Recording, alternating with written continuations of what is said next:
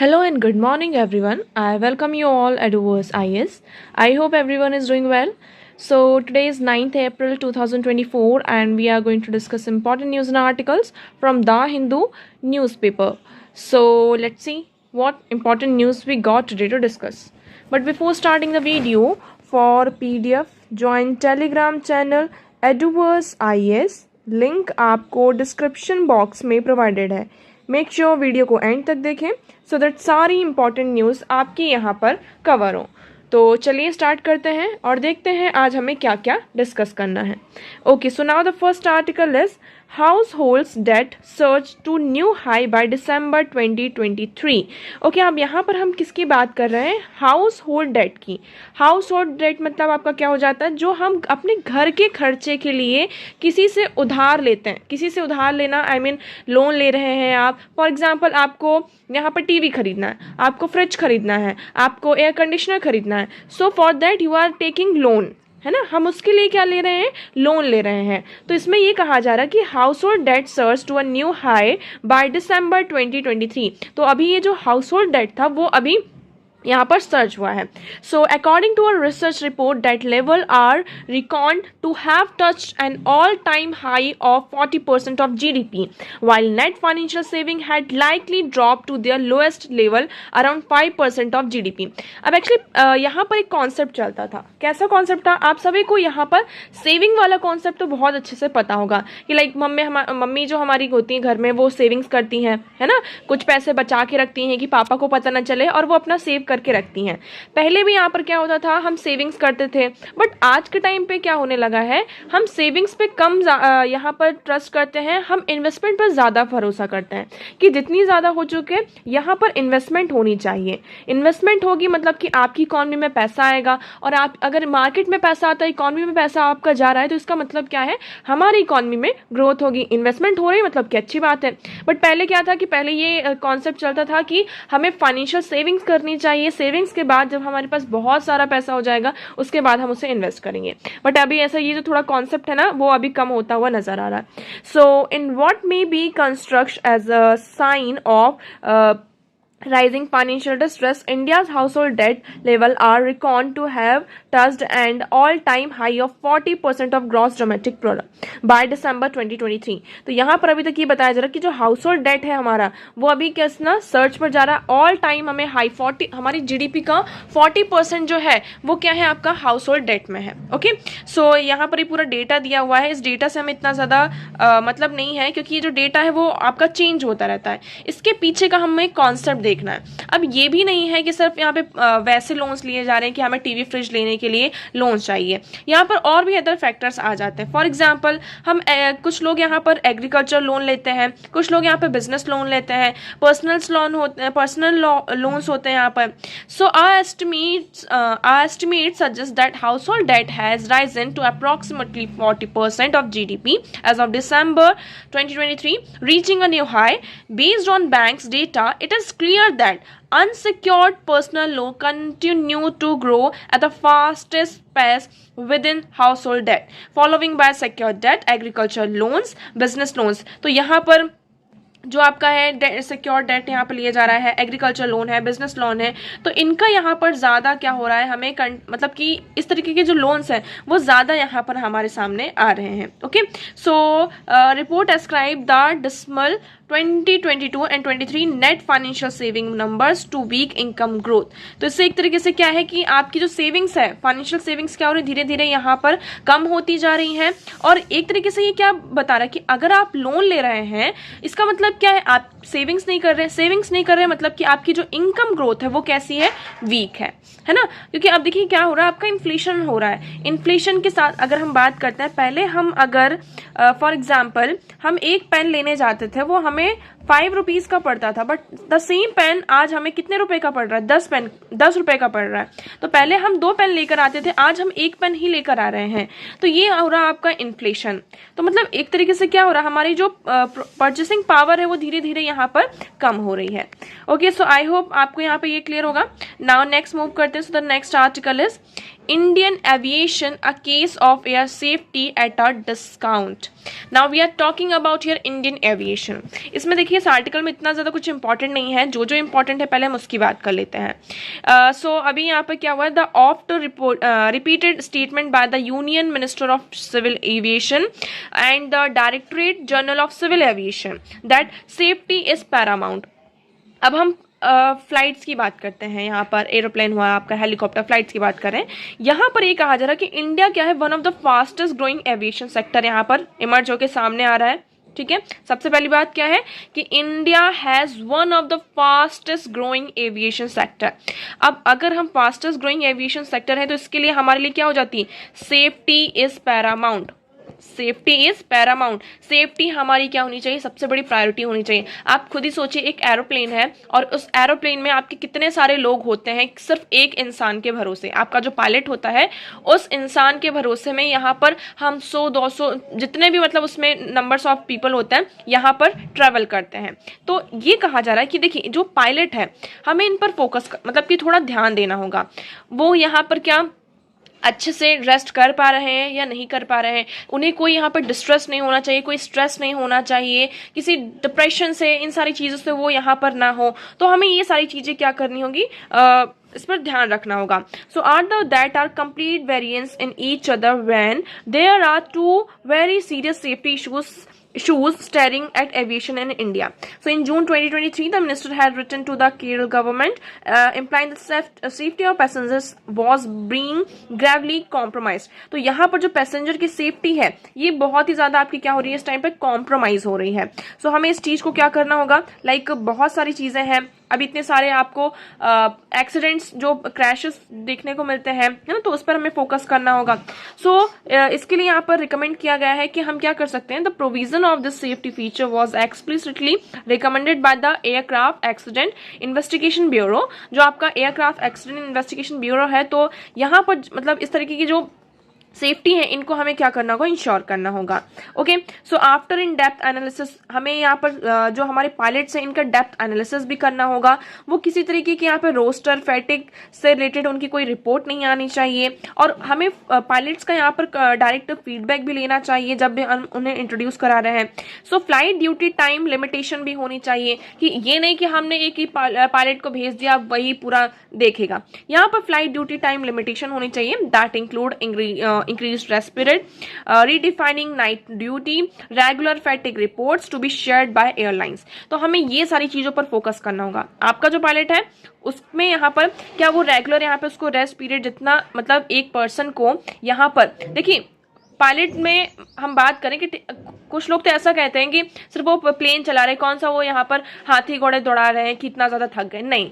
अगर इंसान सोता नहीं है, उसकी नींद पूरी नहीं होती, तो वो मेंटली टायर्ड होता है। आप ये यहाँ पर देखेंगे, आप एक दिन भी सोकर ना देखिए, फिर आप देखिए आप कैसा फील यहाँ पर करते हैं। सो एक जो रेगुलर यहाँ पर आपकी नींद होती है, स्लीप होती है, दैट इज़ वेरी इंपॉर्टेंट। अगर आप मेंटली टायर्ड हैं तो आप फिजिकली कोई भी काम नहीं कर सकते हैं। ओके, सो मेंटल और फिजिकल दोनों चीज़ें यहाँ पर इंपॉर्टेंट होती हैं, बट मेंटल हमारे लिए सबसे ज़्यादा इंपॉर्टेंट है। सो उनके ये कहा जा रहा है कि जो उनकी जो नाइट ड्यूटी होगी उसको रीडिफाइन करना। फॉर एग्जांपल आज एक की होगी, कल दूसरी होगी, कल तीसरी, सो उसे हमें रीडिफाइन होगा। उनका जो रेस्ट पीरियड है उसे we have to increase that rest period. उनका जो नैप टाइम है उसे हमें इंक्रीज करना होगा, और साथ साथ उनका जो रेगुलर फैटिक रिपोर्ट है वो भी एयरलाइंस के साथ क्या होना आपका शेयर करना चाहिए। Okay, so deadline for their implementation was June 1st 2024, but airline owners in India went rushing to the ministry and DGCA stating that they would need additional crew to meet these requirements। तो अब यहाँ पर देखिए ये सारी चीज़ें यहाँ पर इंट्रोड्यूस की गई थी कि हमें हमारे पायलट्स का अच्छे से ध्यान रखना है। लेकिन अभी यहाँ पर जो हम बात कर रहे हैं कि जो ऑनर्स हैं एयरलाइंस के, यहाँ पर वो मिनिस्ट्री के पास जा रहे हैं और डिमांड कर रहे हैं कि उनको यहाँ पर अभी ये जितनी भी रिक्वायरमेंट्स हैं इनसे मीट करने के लिए एक्स्ट्रा क्रू मेंबर्स की ज़रूरत है। They need additional crew members so that they can meet these requirements. Okay, अब देखिए यहाँ पर सिस्टम आपका कभी कभी क्या होता है, ओवरसी हो जाता है। Like why has the international aviation organization introduce the fatigue risk management system. यहाँ पर जो इंटरनेशनल सिविल एविएशन ऑर्गेनाइजेशन है उन्होंने फैटिक रिस्क मैनेजमेंट सिस्टम को क्यों इंट्रोड्यूस किया, क्योंकि इसकी इतनी ज्यादा मैंडेटरी रिक्वायरमेंट थी क्या।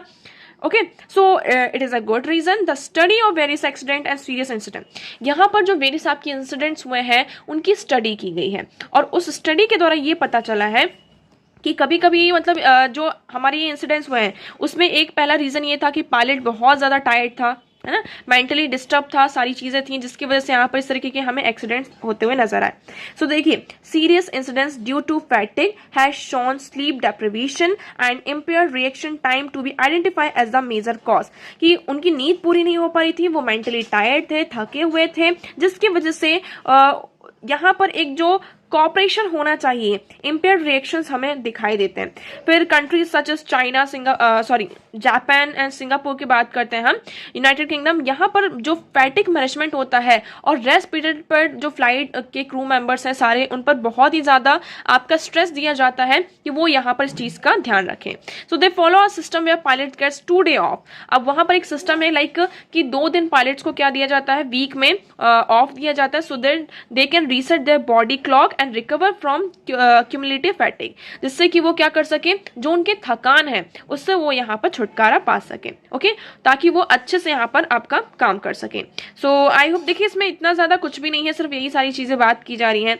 अब ह्यूमन फैक्टर बहुत ज़्यादा यहाँ पर प्रॉब्लमेटिक हो जाता है, जैसे कि आप सभी को पता होगा ह्यूमन फैक्टर, हमने पहली चीज तो ये देख ली कि क्या आपका एक ह्यूमन फैक्टर जिसमें इंसान आपका थका हुआ है। दूसरी चीज यहाँ पर वो फाइनेंशियली भी यहाँ पर क्या होना चाहिए, स्टेबल होना चाहिए। अब देखिए ये इसी में दिया हुआ है, यहाँ कोई अलग से पॉइंट यहाँ पर ऐड नहीं किया गया है कि यहाँ पर फाइनेंशियली इकोनॉमिकली कैसे यहाँ पर स्टेबल होना चाहिए। कि देखिए कई बार क्या होता है, सो देखिए ये जो केस है आपका, United states national transportation safety board report on a silk air crash on December 19, 1997। 1997 of December 1997 को जो आपका यूएस में क्रैश हुआ था, इसमें 104 लोगों की आपकी क्या हुई थी, जान गई थी, ठीक है। अब इसका मेन रीजन क्या था, so the identified the issue of the captain's gambling debt and pilot suicide. यहाँ पर एक्चुअली क्या था, जो कैप्टन था वो गैम्बलिंग में यहाँ पर आपका मिक्स था, मतलब कि उसमें गैम्बलिंग वगैरह में यहाँ पे इंगेज था, जिसके कारण वो बहुत ज़्यादा यहाँ पर डेट में चला गया था और यहाँ पर पायलट सुसाइड करना चाहता था। मतलब जो कैप्टन था, जो पायलट था, वो सुसाइड करना चाहता था और उसने अपने साथ साथ यहाँ पे 104 लोगों को भी साथ में वो ले गया। सो ये एक केस है।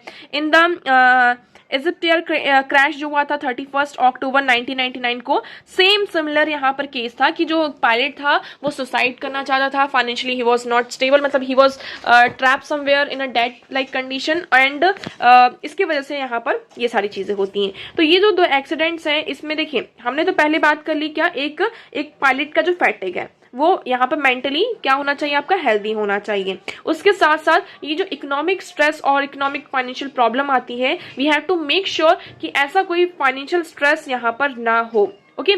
सो I refer to 2 accidents as an additional to pilot fatigue. The authorities in India do not pay heed to the danger of financial stress.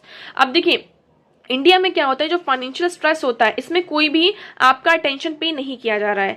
So it is shocking to have reports that the pilots of Vistara, the only flourishing airline under the Tata, were given an ultimatum to sign their new pay structure contract by the end of the day or else lose their command position. सो अभी यहाँ पर सारी चीजें बात की गई, तो हमें किस चीज का ध्यान रखना है। अब देखिए इसमें आप इस आर्टिकल में थोड़ा सा एनालिसिस था, अब आपके पास 2 चीजें आती थी जो हमें यहाँ पर रीड करनी है, मतलब कि इसके बारे में हमें पता होना चाहिए। पहला क्या है, international civil aviation organization, what is this. ये आपके लिए इंपॉर्टेंट हो जाता है क्योंकि ये 2 से 3 बार यहाँ पर न्यूज में आ चुका है। So international civil aviation organisation is an UN specialised agency. ये आपकी यूएन की एक स्पेशलाइज्ड एजेंसी है जो कि स्टेट के द्वारा स्टैब्लिश की गई है in 1944 to manage the administration and governance of the convention on international civil aviation. So जो आपका शिकागो कन्वेंशन है, इंटरनेशनल सिविल एविएशन कन्वेंशन है, तो इसका जो एडमिनिस्ट्रेशन एंड गवर्नेंस है उसको मैनेज करने के लिए इंटरनेशनल सिविल एविएशन ऑर्गेनाइजेशन को इन 1994 स्टैब्लिश किया गया है, okay. So ICAO work with the conventions 193 member states and industry group to reach consensus on international civil aviation standards and recommended practices and policies in support of safe, efficient, secure, economically sustainable and environmentally responsible civil aviation sector. Okay, so यहाँ पर वो क्या करते हैं, जो जितने भी उनके मेंबर्स हैं उनके साथ कोऑर्डिनेट किया जाता है, सपोर्ट किया जाता है कि किस तरीके से हम एविएशन सिस्टम में यहाँ पर जो हमारे ऑब्जेक्टिव्स हैं उनके साथ हमारी जो स्ट्रेटजीज हैं सेफ्टी और एयर नेविगेशन सिस्टम, मॉनिटर्स हैं, रिपोर्ट्स हैं वेरियस एयर ट्रांसपोर्ट सिस्टम के, ये सारा पूरा मैनेज इनके द्वारा किया जाता है। इंडिया की बात करते हैं, इंडिया में आपका DGCA है। So the directorate general of civil aviation is a statutory body, ये आपकी स्टैट्यूटरी बॉडी है of the government of India to regulate civil aviation in India. India का जो सिविल एविएशन है उसको रेगुलेट करने के लिए आपके पास क्या है इंडिया में, DGCA, directorate general of civil aviation. Okay, primarily dealing with safety issues, यहाँ पर जितने भी आपके सेफ्टी इश्यूज हैं इससे यहाँ पर डील करने का काम किसका होता है, DGCA का। So the headquarters are located in New Delhi with regional offices in the various parts of India. यहाँ पे जो हेडक्वार्टर इसका न्यू दिल्ली में है लेकिन रीजनल ऑफिसेस भी आपको इंडिया के वेरियस पार्ट्स में दिखाई देगा। फंक्शन क्या है, फंक्शंस की बात करते हैं यहाँ पर। रजिस्ट्रेशन ऑफ सिविल एयरक्राफ्ट, जैसे कि कोई भी एयरक्राफ्ट आ रहा है उसका रजिस्ट्रेशन कराना, formulation of standards of airworthiness of air civil aircraft registered in India and grant of certificates of airworthiness to such aircraft. अब यहाँ पर जो हमारे स्टैंडर्ड्स हैं क्या उसको फॉलो कर रहा है वो एयरक्राफ्ट या नहीं, इन सारी चीजों का रजिस्ट्रेशन करना, सारी चीजों का काम किसका होता है, आपका DGCA का। लाइसेंसिंग यहाँ पर प्रोवाइड करना, जो आपका एयर ट्रैफिक कंट्रोलर होता है उसको लाइसेंसिंग प्रोवाइड करना, conducting an investigation into accident, अब कोई भी यहाँ पे इंसिडेंट होता है, एक्सीडेंट होता है सो उसका इन्वेस्टिगेशन करना और हम एक्सीडेंट को प्रिवेंट करने के लिए क्या क्या मेजर्स ले सकते हैं। Okay, so all these things are done by DGCA.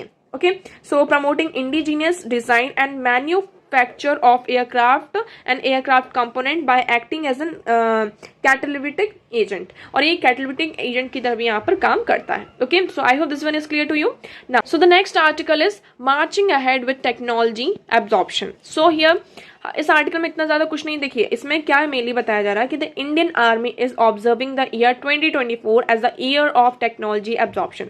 Indian army को यहाँ पर कहा जा रहा है कि इस साल का जो हमारा ईयर होगा उसे हम कह रहे हैं कि ईयर ऑफ टेक्नोलॉजी एब्जॉर्प्शन की तरह यहाँ पर रखा जाएगा, कि जो हमारी इंडियन आर्मी है आपकी, अब जो AI सिस्टम आपका आ चुका है, आर्टिफिशियल इंटेलिजेंस है, यहाँ पर सारी चीजें हैं, तो उसके साथ वो क्या कर सके, यहाँ पर अपने आप को एब्जॉर्ब, मतलब आर्टिफिशियल जो टेक्नोलॉजी है उसको एब्जॉर्ब कर सके, उसके साथ यहाँ पर इंटीग्रेट कर सके, एक्विजिशन हो सके और उस चीज को अडॉप्ट कर सके, जिससे कि हमारा जो एग्जिस्टिंग सिस्टम है, स्ट्रक्चर है, उसमें हम कुछ टेक्नोलॉजी को लेकर आ सकें और जो हमारी एक लीगेसी है उसको चेंज कर सकें। So here you will see year of technology absorption, the theme underscore the army stayed a fast focus on embracing technology to transform itself so as to keep ahead of adversaries। तो यहाँ पर जितनी भी adversaries होती हैं उससे हमें अपने आप को क्या रखना है, आगे रखना है।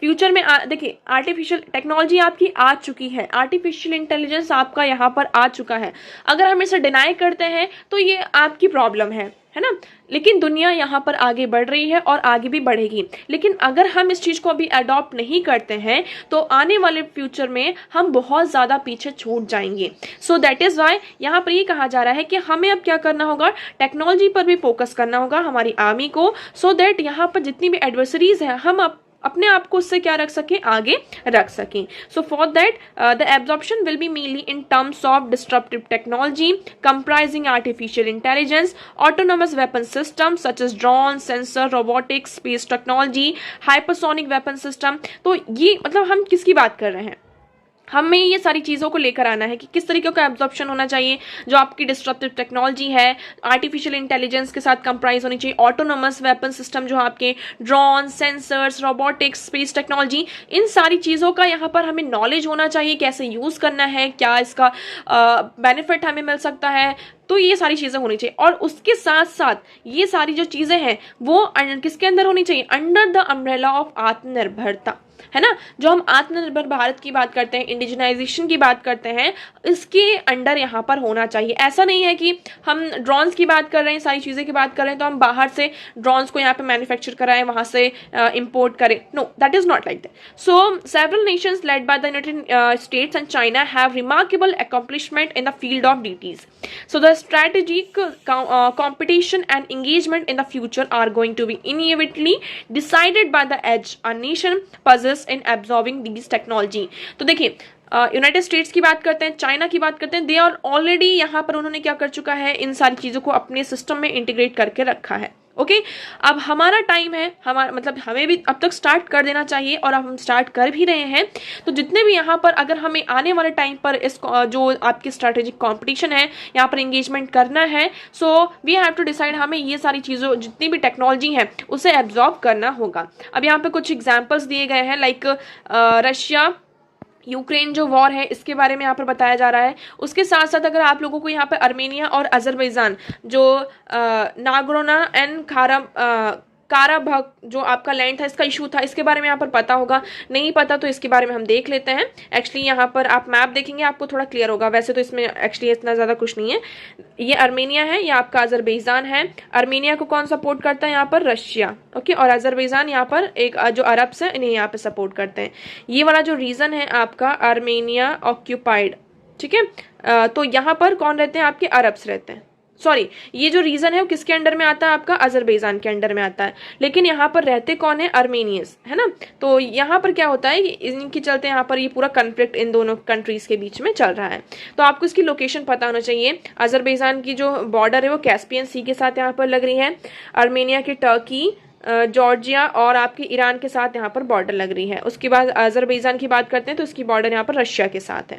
ओके सो आई होप इतना आपको क्लियर होगा। तो देखिए इस आर्टिकल में सिर्फ इतना ही है। आई होप अब मेन जो क्रक्स है कि अब हमें क्या करना है, टेक्नोलॉजी एब्जॉर्प्शन हमारे जो सिस्टम है उसमें उसे इंटीग्रेट करना है, एब्जॉर्ब करना है और उस चीज़ को अडेप्ट करना है। Okay so I hope this one is clear to you. Now next move करते हैं।